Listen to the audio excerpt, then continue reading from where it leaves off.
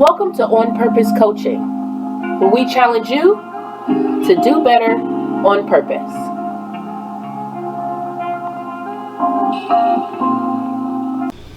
So as you were first kind of talking through, okay, what are our next steps? What does that look like? But how do we bring that back to our front door, right? Because I often think about, as you were talking, I was thinking about like management and being in the corporate world. Like, it's a lot of stuff we want corporate to do, but there's things we have to start like at a plant level or at a core influence level. So how do you start in your own home and in your own neighborhood and in your own family and in your own church and in your own clubs and the places you go? Yeah, part of what we were talking about earlier, as us being viewed as 3/5 of a person, first and foremost, we have to establish that we're a whole person. And when we go about it, just establishing this, we got to clean up our neighborhoods. We got to clean up our streets. We got to act and conduct business in a business-like manner. We have to look the part first. First and foremost, you have to look the part. And I'm not saying that you got to cut off your dreads and your locks or all of that. But, with the young men, pull your pants up. Put your belt on. Look like you care about yourself. Groom. Natural doesn't mean nappy. Natural doesn't mean ungroomed. Groom yourself. Clean up. Clean shave, clean cut. And the same with the women.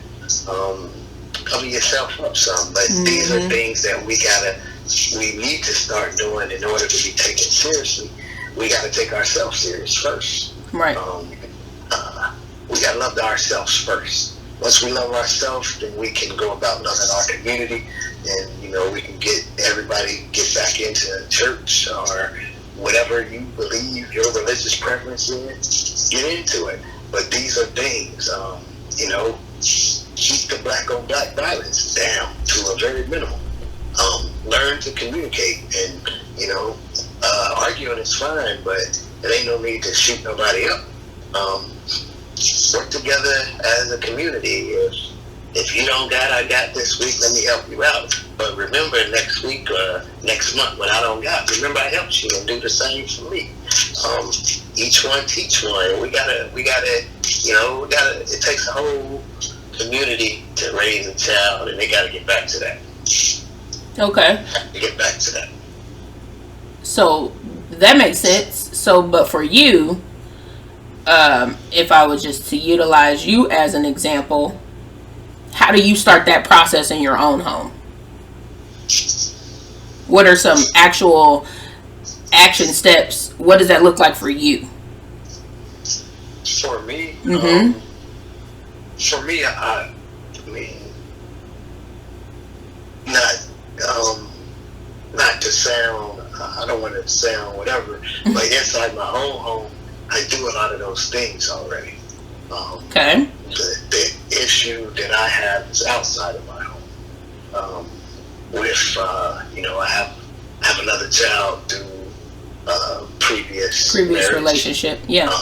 That the mother and I don't have a good relationship, and I understand it's hurt, it's pain there. It's a two-way street in that, but I've always been willing to set mine aside for the betterment of the child, and I understand that doing part of that, or maybe doing all of it, others aren't able to do that, so I can't necessarily be mad at them. However, through that whole scenario, the child suffers. Yeah. So is my feelings more important, or is my child being raised by both of his parents more important? I think the latter of the two. Yeah. So I can, I'm able to put my feelings or my wants, desires in my pocket for the betterment of my child.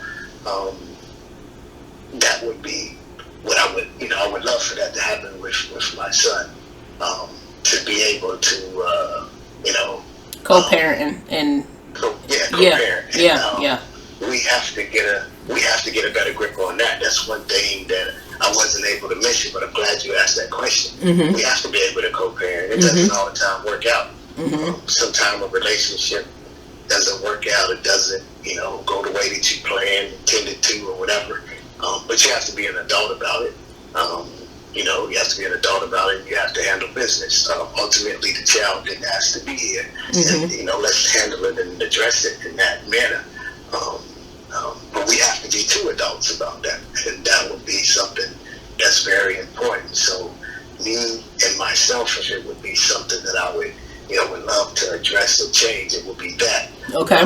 The second portion of that is I have an older son who's almost 25 now.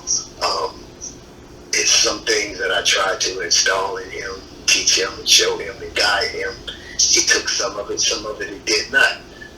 So, at this point, I feel I gotta let him find his way. Not that I don't love him anymore, but I gotta let him find his way. Yeah. Maybe through trying to find his way, he might realize that, maybe my way would have been better.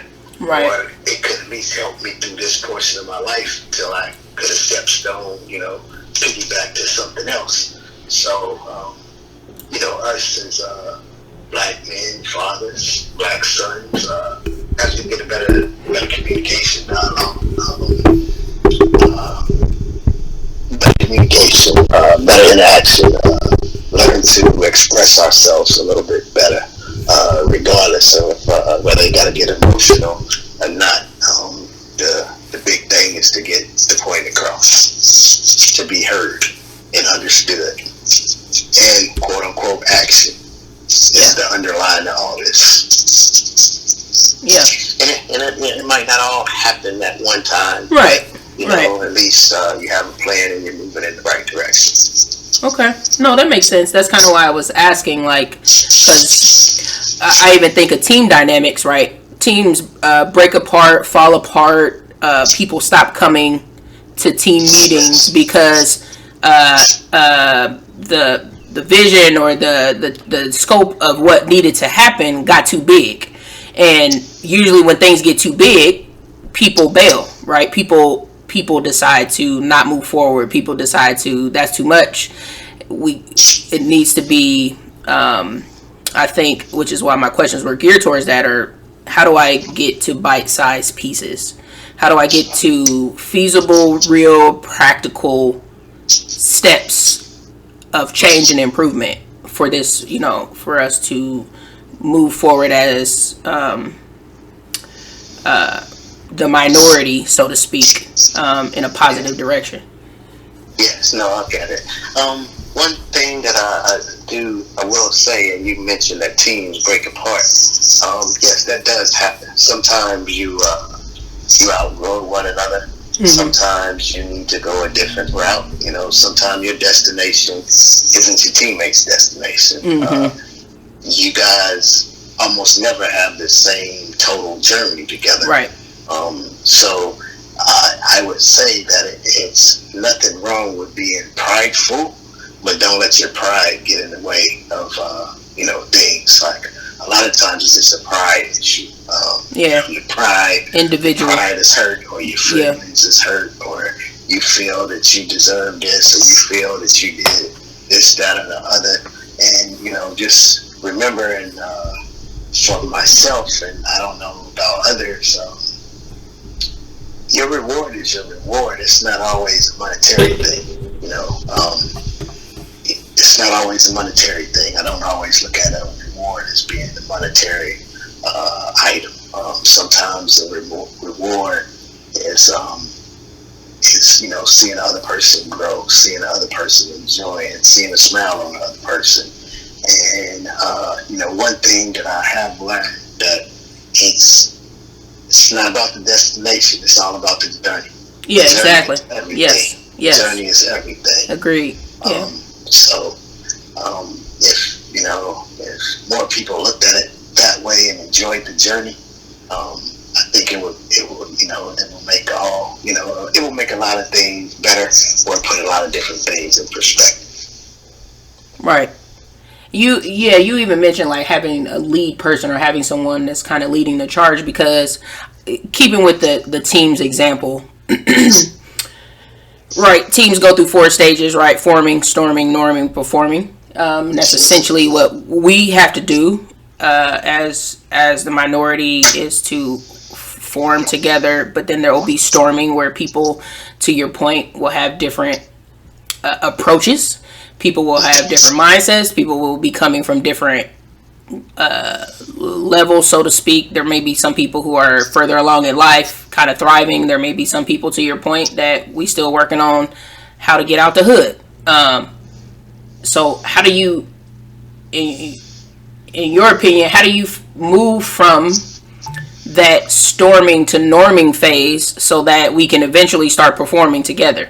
Because again, I see, just looking at what can be some possible opposition, that becomes a big obstacle. Doesn't mean we can't get over it, but that becomes a big obstacle I see, trying to get everybody to get on the same playing field and the same, marching to the same beat of the drum. Like, in your opinion, like, how do you feel like what's a method to move past that storming to norming phase? Okay. No, good question, and I'm glad you did bring up, the team's concept and things like that. And one thing that I did fail to mention throughout the whole process is, first we have to establish a goal. Right. A goal that's a realistic goal that's obtainable, but that everybody can agree with. So it will be a common goal. And once we establish this goal, whatever the masses decide that this goal is, and everybody's on board with achieving this goal, whatever this goal may be, then we have to, get about some expectations, and what does right look like in your mind? What does right look like in your mind? So forth and so on. Then we have to get rules of engagement. How are we going to go about attacking this? Are we going to keep everything in due bounds, or are we going to play outside the lines on this? So all of these things have to be established, but I think the goal setting is what's most important. And I think if we have a goal that everyone can agree on, I think it makes everything else falling in place would be very easy, because it's a common goal that we all want to achieve. Whether, we decide that goal is, That's exactly where I was leading to, because as long as, the saying we like to say in manufacturing, right, as long as people are involved, it's probably going to blow up, right? So, so how do you rein in towards a unified goal? Like because you're going to have people who are going to come from, again, let's go back to okay, I'm already thriving and doing whatever. So in my mind, things look very logical.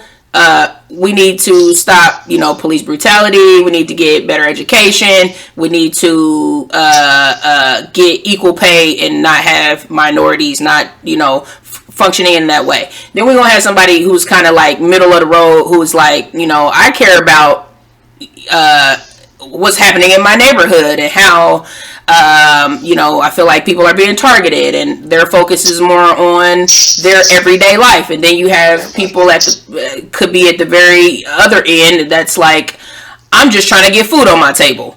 I'm just, I know that the police gonna do what they gonna do, right? So how do you cast vision for such a wide array of perspectives? And it was funny you even said that, like you said, let's understand everybody's from everybody's perspective, and that's such a 9-wing thing of you to say as well, right? Because you see all the perspectives, but seeing all the perspectives is great in getting feedback, but that is not great when you're trying to, your point, set a goal, cast vision, and say, here's our destination.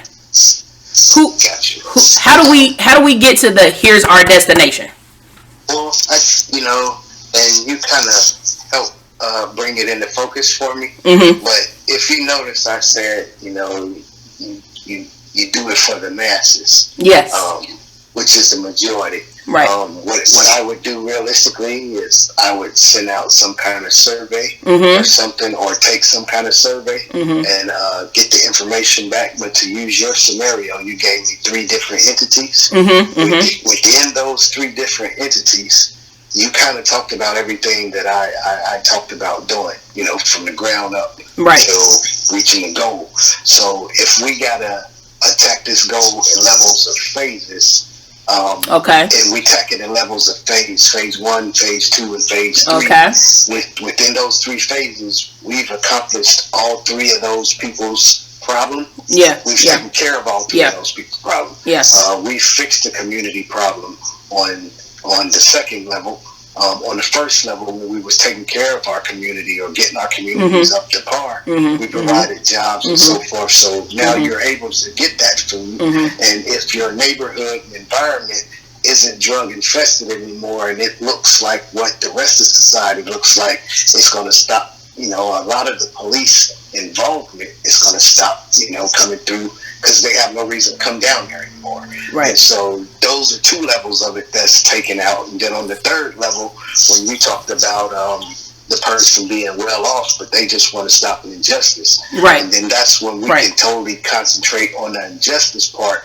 But we've kind of changed the paradigm, and we've changed the mindset in those first 2 phases. So the injustice part is just all about educating the others and getting them to see us for what we are now. Not what we have been, but what we are now. And just educating them and getting in line with some of the police departments, and getting in line with some of the police departments, doing community events where you're getting to know one another, and these things that have been subliminally planted in your mind, now you're starting to see that what mom told me isn't true.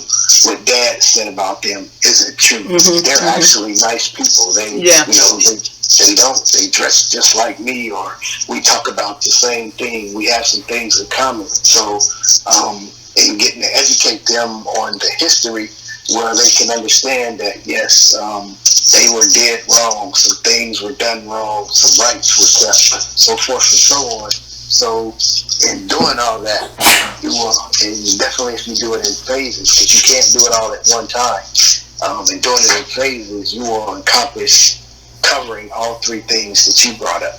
Yeah. And we're taking care of all 3 things. So just have to really plan and strategize for it, and get involvement. I find that the more you get involvement, the more buy-in you get.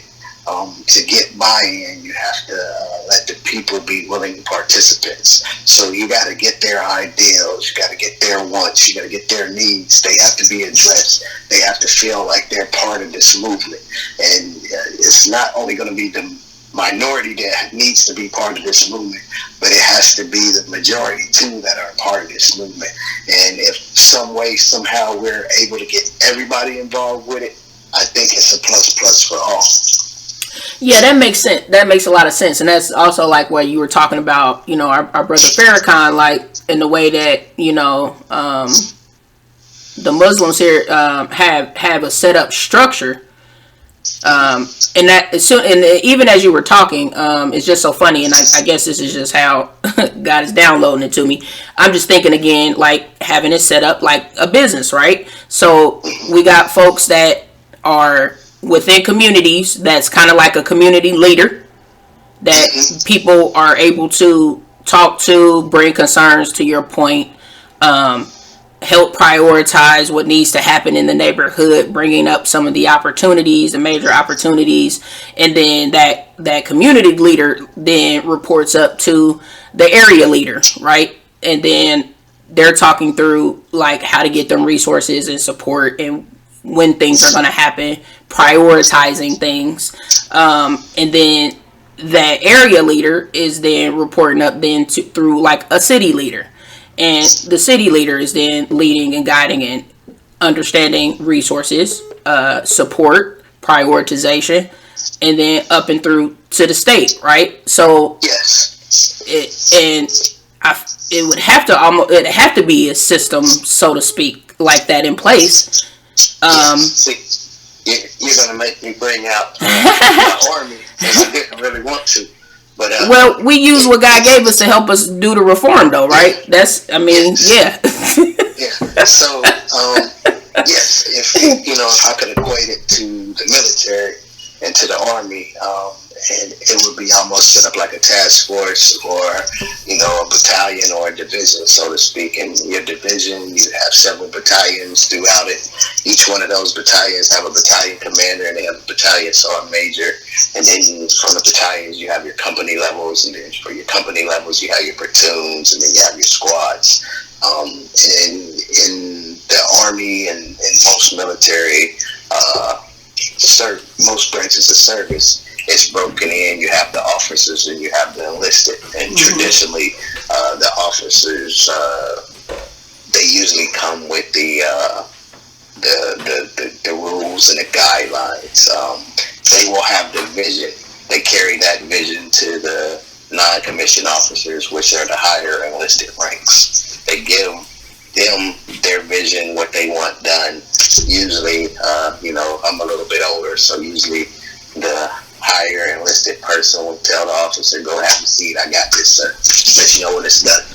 And from then, I would break it down and divvy out my instructions and what I need done to my people. Yeah. You have lower enlisted that, do the bulk of the work. And it's a chain, it's like a chain reaction, a chain chain effect. The information goes down and it's going to go back up. The people that are where the rubber meets the road, they're going to say, hey, this works fine, but this isn't working good. But through the whole process, you should be doing quality control. Yeah, exactly. And quality control is just you checking out the system, seeing what works good, seeing what doesn't work good, what can we fix, what do we need to leave alone.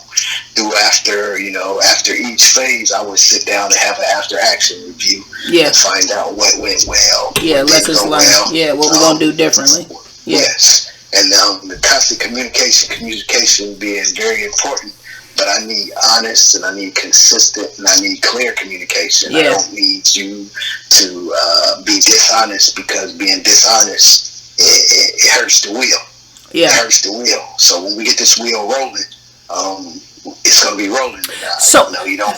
That's a good call out. So what do you do with the people who are not on board? What do you do with the people who are not in compliance? They're not in compliance. They don't see the vision. They're like, this is how I grew up. This is what it is. This is my life. This is, you don't get to tell me. So I'm going to continue to deal the drugs. I'm going to continue to bring it into your neighborhoods. I'm going to continue to wreak havoc, start fights. Like, what do you do with those individuals? Well, ultimately, they have to be dealt with and removed.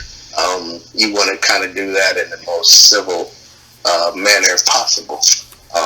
But they have to be dealt with and removed. Ultimately, this, again, I'll say it again, this is for the masses. This is for the greater good of all. Do that. It's going to be sacrifices have to be made. You probably will have to set some examples. Through this process, you have to be very diligent and disciplined to achieve what you need to achieve. And those that are not on board, then they have to be removed. Ultimately, keeping your end goal in mind. Now, if it's something trivial, small, maybe we can, sit down and reiterate that, hey man, you was on board with this. What happened? Where you at? What got you off track or whatever? If it's something that I can help you with, if you aren't making the money that you were used to, granted, you're not going to make the fast money, but right. Through going through this process, plan on having systems in place that will be able to help people work and, do things where they feel, they're being productive citizens. So that's why I said if we had everybody on board with this, not everybody, but it would be nice to have everybody, but if we had people from all walks of life on Yeah. board with, you would have all the resources available that you need, and that way you can outsource people, and hey, I got this situation, who can help me out with it, and okay, got this person here, send them there, and kind of give them the backstory, the backdrop before they get there. That would be the most ideal way to handle it, but some people take it the other way and think they're bigger than the goal, and then that's like I said, that's the when they have to be removed from the equation. But we try to coach, but you're saying like we should be trying to coach and mentor beforehand, Yes. right? Yes. We always give Yes. people Yes. like we like to give people a chance to change. Yes. Before we career path them out of the organization or out of the neighborhood. Yeah. So that's why I say you try to sit down with them and see what happens. See, can we get them refocused? See, can we, see what went wrong? See if there's anything that we can change, anything we can do differently. But also reiterating that, hey, you were on board with this. Like, what's changed that now you're not on board with this anymore? Yeah. So that's all part of that process. But yes, you do want to, do all the coaching and more mentoring possible, give all the counseling that you could, and, give a person, I'm a firm believer that, everybody deserves a second chance, and some of us need 3 and 4 chances. I mean, Lord knows if I didn't get multiple chances, I wouldn't be, right. where I'm at today. So I'm not, just initially gonna, kick somebody out off of, one mistake. It just, hey, can we sit down and try to work this thing out here? Yeah. This is for the best of both worlds. No, that makes sense. That makes sense. Yeah. Especially people getting off track, helping them to get back on track. Like you said, reminding them of the goal or the why, right? This is the why. This is why we're doing what we're doing, to help them stay on track. But that also, what I thought of as you were talking, that also takes the diligence of the community to say something, right? Yes. They can't let poor behavior, so to speak, or actions or things of that nature happen or continue because and not say anything, because then it'll be so to speak accepted. Then we deteriorate and we go back to what it was. Yes. So is there maybe something in place like monthly you said over communicate, but like what does that look like community meetings, like what does that look like? How do you create an environment that people feel comfortable being open and honest based on this past trauma that we've had of snitches get stitches, right? Like these stupid little cliche sayings. And people who are like, we don't do that on the streets. Like, how do you retrain, so to speak, that mentality? Yes, you have to retrain that mentality through words and actions. Mm-hmm. Through words and actions. It's going to have to be done educationally, Mm-hmm. Through classes, through examples, through workshops, through live fire exercises. So that's the educational part. Then you're going to have to put the education into action. And I think once people see that if I quote unquote be a whistleblower, it's going to happen to me. Then it makes them more apt to come tell you. Now, I don't want them to run and tell me everything. Right. Try to handle it yourself first and foremost, if it's something you guys can work out. But one of the things, that I said earlier, that's why we need honest dialogue. However hurtful you may feel it may be, I need the honesty. You can't get anywhere without that honesty.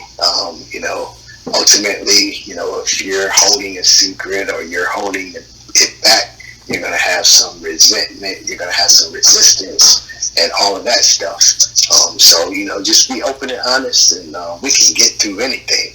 Now, part of building a team is you have to have icebreakers. Yeah. You have to have icebreakers.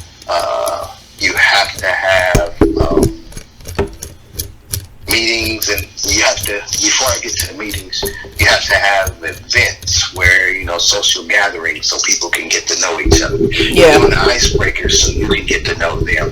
Then you need to have the event so they can get to know each other. Yeah. Get to learn each other, know each other.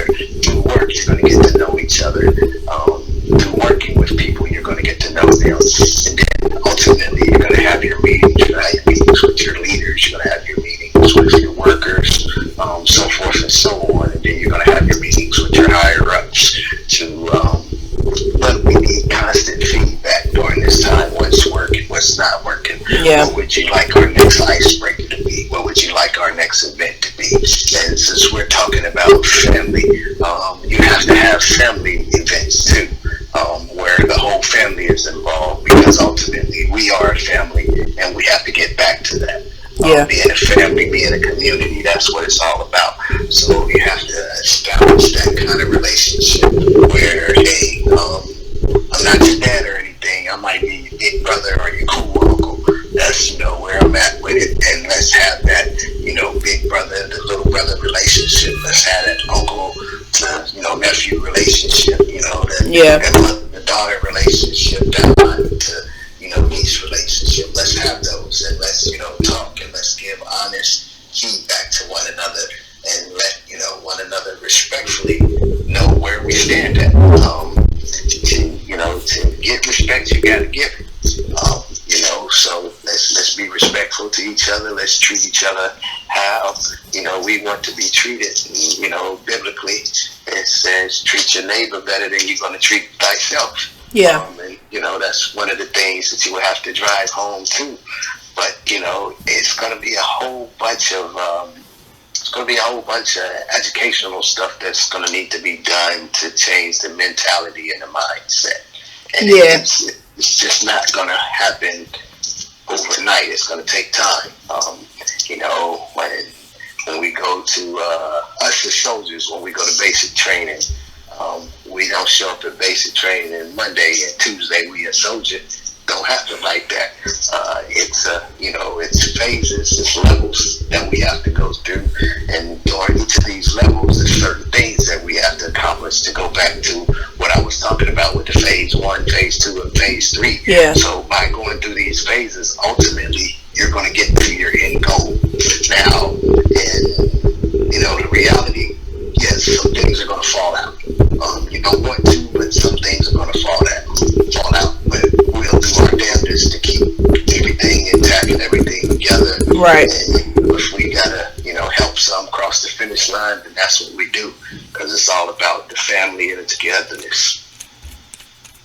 If hopefully that answers your question. Yeah, I mean, it answers my question. I just think through, how do we get started? Like, for somebody, who may listen to this, who may not be a minority, how do they start to take those first next steps? Well, for somebody who's not a minority, and I would say initially you have to find out, are they understanding everything that happened, or are they still questioning about it? So they kind of establish that and see and understand where they're at. And, again, this is where the honesty comes in. Just tell me your honest, sentiments, where you're at with it, honestly. Because, like I said, sometimes ignorant bliss is what it is. Yeah. Just didn't know. Didn't pay it much attention. Didn't apply to me, so I stayed in my lane. I totally understand that. However, now it's on your radar. What are we going to do with it? And just help the cause. It may be we may need them to talk to some of their counterparts and get them to understand. Yeah. Hey, this is what it took for me to be able to open my eyes and see this for what it actually was. Yeah. This is how I got over my denial. This is how this was always told to me, but what I found out that wasn't the truth. So, that could be used to help other people, to take their blinders off and get them to see it for what it actually is. Mm-hmm. And depending on what position that they're in their community, you might be able to, even get the message out to more, Yeah. Say, for instance, one of those people that are in the minority is a police chief. Yeah. Maybe he can talk to his whole police department. Right. Say he's a pastor. He can talk to his congregation. Right. And with his congregation, he probably has lawyers, teachers. Yeah. Who knows what all he has in there, but he can relay the message to them and start, planting the seed that, hey, what's been happening is wrong. Yeah. And I think that's initially a way in which they can help us big time. It's just help us continue to get the message out that this is wrong, and let's sit down together and address this. Let's address this as a team. Let's address this as a family. Sit down together and come to, some solutions. I noticed for this phase, you guys were doing this, but I would add this, and this, or you guys do this phase on this side, but on this side, we're going to do this in phase 1. We're going to do this in phase 2. We're going to do this in phase 3. So ultimately, we're forming our pyramid, a triangle, however you want to put it. Yep. We're all going to reach the same goal. But right. On my side, it's going to need to be a little bit different than yours. Totally understandable. But, that's how I do, and sit down and do his SWOT analysis. And, we've already done our SWOT analysis, and we're going to attack it this way while you guys are attacking it this way, and meet you at the mountaintop. Yeah. So that could be a very, viable way that's done. Okay. Yeah. I'm sure, some other people probably can come with some other ideals, but just, Yeah, but the idea today was just to get that kind of sparked and understood. What do I do? I've been getting that question from a lot of friends and a lot of people, as they've been starting to really truly see things, to your point, for what they are. They're awakening. And now they're like, okay, well, what do I do? Maybe we could start some kind of movement that everybody agree with. Maybe not a movement, but hashtag, whatever, and everybody run along with that hashtag and open a non-profit organization that's going to be on the up and up, and that it's about handling this business and doing this business in the right way, in a correct manner, and from there, establishing the contents of what we're going to handle, what our goal is, and establish the laws and the bylaws, and the SOPs, and go from there. That would also be, a way to get this thing up and off the ground. Yeah, I think so. Starts with a conversation. Yeah. Thanks for the conversation. It does start with a conversation. However, are you willing to have the conversation? Yeah. That's one, and then 2, are you ready to hear what's being said? Yeah. Truly listen. Yeah, truly listen. Yeah. Yes. Mm-hmm. Are we going to have effective communication? There you go. My favorite word, effective communication. That's right. Yes. I didn't just give it to you. You got it. We want people that get it. Yes. All right. And for those that don't want to know what the effective communication, I'll pull out my own military FM and I'll give it to you our way. Right. Exactly. Well, that's been an amazing talk, except everyone missed the first 2 hours.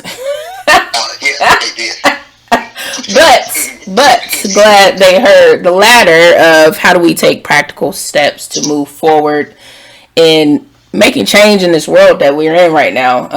We got to live in it, so we might as well take those practical steps towards improvement, right? So, thank my brother Dwayne D. Mac Bockham today for speaking to me, shedding a little light from his perspective, right? From our perspectives, that's what we all got. So, thank you very much for coming on, listening. Thanks for having me. For sure. Yeah.